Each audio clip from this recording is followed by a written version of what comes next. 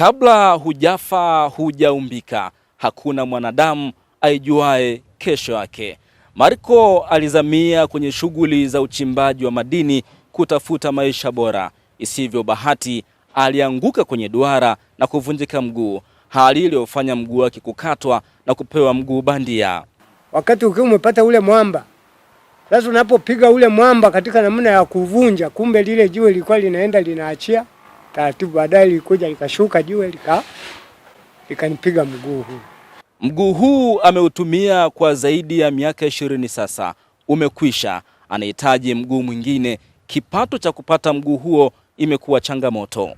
Umeisha, unanisumbua katika namna ya kutembea, katika namna ya kufanya shughuli zangu. Unaona? Ndio maana unaona kwamba nimefunga hata mipira. Wakati ulikuwa mpya, ulikuwa ni kubana mkanda tu hapa. Nilimpeleka Mwanza Bugando pale. Baada ya kufika pale Bugando tulipokelewa na baadaye tukaambiwa habari ya gharama ya mguu wake.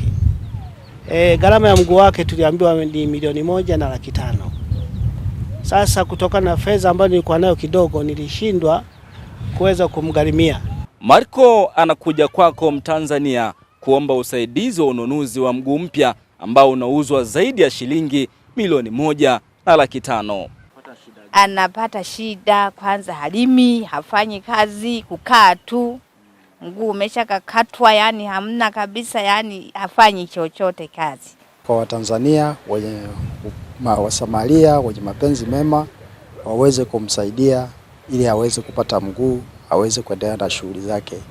Naomba Watanzania sasa tujali matatizo ya binadamu. Wanaumwa, wana matatizo, wana nini, tuchangie hao watu. Kutoka hapa mtaa wa Mwatulole, shina namba 3, mimi ni Mrisho Sadiki.